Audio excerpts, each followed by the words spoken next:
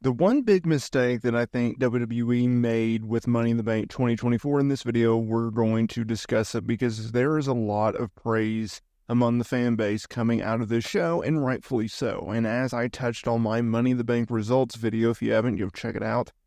This was a very interesting show. It was a newsworthy show. It was a notable show. And WWE, they did a lot right. But I also think they did pretty wrong. And I wanted to discuss it. So, of course, we have multiple things to talk about. We have the John Cena appearance. We had the John Cena retirement announcement where he has made it very clear 2025 will be his last year in wrestling in terms of in-ring ability. He is going to be retiring from in-ring action. He is going to be working the 2025 Royal Rumble. He's going to be working the 2025 Elimination Chamber, and he will be working WrestleMania 41 in 2025. Now, he did clarify a few different things during the press conference, which I want to touch on because I think it's notable to discuss. Because his promo on Saturday night during Money in the Bank, it was a smidge confusing. He first started out saying, "Hey, I'm announcing my retirement," and everyone's like, "Huh?" And then he went on and said, "Well, I'm going to have my retirement tour in 2025," and he ended with WrestleMania. So then there was confusion as to, is he going to be retiring at WrestleMania? And I took that as, yeah, it makes the most sense for him to retire at WrestleMania. Then during his press conference, he had to clarify once again. He had to talk about how, look, he plans on working anywhere from 30 to 40 dates or matches in that case, which I don't know if that's even possible because WWE doesn't run that many house shows anymore. I digress. He talked about how once he retires, he is done. He will never do anything more physical. He won't be a special guest referee. All he's going to do is be an ambassador. He will officially hang up his uniform and wear a suit and tie going forward. So that is interesting. Then let's touch on another talking point. CM Punk, right? We have Damian Priest defend the World Heavyweight title against Seth Rollins in the middle of the show. We have Drew McIntyre winning Money in the Bank in the opening match, coming out, cashing in said Money in the Bank during this match, and it turned into a triple threat. It looked like Drew McIntyre was going to win the World Heavyweight title. That was not the case. CM Punk came out. He cost Drew McIntyre the championship. Damian Priest pinned Drew McIntyre to retain the World Heavyweight title. And with all that being said, that leads us to today's video because now, as a result, Seth Rollins cannot challenge for the World Heavyweight title as long as Damian Priest is champion. And now we move forward with a Drew McIntyre CM Punk feud. And according to Uncle Dave Meltzer on Wrestling Observer Radio today, that is more than likely, and WWE is confident that that match can get done for August 3rd in Cleveland. Now, here's where I think WWE made a big mistake. They closed the show with the Bloodline going over undisputed WWE Champion Cody Rhodes, Randy Orton, and Kevin Owens. Now, I understand that they did this because they are setting up Cody Rhodes defending the undisputed WWE Championship against Solo Sikoa in the main event of SummerSlam on August 3rd. However, I understand that the fact that Cody Rhodes is your top champion. I understand that the Bloodline storyline is the hottest thing and the biggest thing going on right now. However, there are precedents and there are exceptions. And tonight, or Sunday, that was an exception.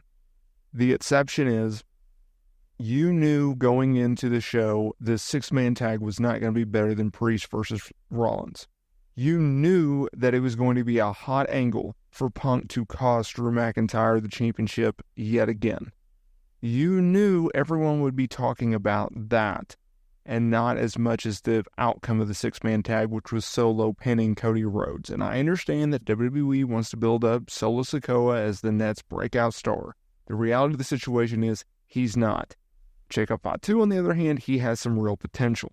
I felt like it was a mistake to put that six-man tag in the main event. I thought they should have put Rollins versus Priest in that spotlight.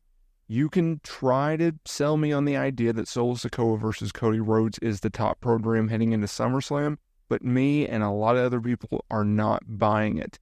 We know the real hot program right now is Damian Priest is Punk versus Drew McIntyre. We also know that Damian Priest will defend the World Heavyweight title against Gunther at SummerSlam. So you not only made a mistake at Money in the Bank by not having the world title headline, a match you knew was going to be an absolute clinic. You knew these guys were going to go out there and steal the show, and they did. And they had to, because they were just coming after the John Cena announcement of him retiring in 2025. They knew they had to come out hot. They couldn't be plotting. They couldn't slow build it. I mean, these guys came out of the freaking blocks firing. And it was a very, very good match. Props to Seth Rollins for not only coming back, doing such a match, but also doing such a long match after he hadn't worked a match since WrestleMania. He is coming off of knee surgery. That's a lot to ask. And yes, he has lost a step in the ring. He's not as quick as he once was. He's also gained a little bit of weight, but he's trying to bulk up. So that doesn't help things. Like if you look at Randy Orton, the guy is freaking jacked, but he's not as quick as he used to be. Although he had to change his style somewhat because of the back injury and the back surgery, but I digress. Either way, you should have had that match headline. It was just, you knew going into it, you knew coming out of it, everyone knew that that was going to be the exact match, the exact moment, the exact talking point coming out of this show, and you didn't, because you're trying to push something that is naturally just not there. I do not see the interest of a Solo Sikoa, Cody Rhodes program. I just don't. Solo Sikoa, he's a good wrestler. He's trying his best to be a imitation of Roman Reigns, and I understand that's even just a storyline, but like, just in general, he's not really cutting it, and he's being outshined by Jacob Fatu. And we knew before Fatu had made his WWE debut, it was reported by WrestleVotes that there was an internal concern that that may be the case, that Fatu may outshine Solo once he arrives, and he has. Not only with his character work, the way that he acts, the way that he speaks, but also the in-ring ability. The dude is also in the best shape of his freaking life. Go and Google photos of what he looked like in MLW compared to what he looks like in WWE right now. Like, it is night and day difference. So, push what you want, do what you want, but either way, I think it was a mistake, and I think a lot of people will agree with me on this take.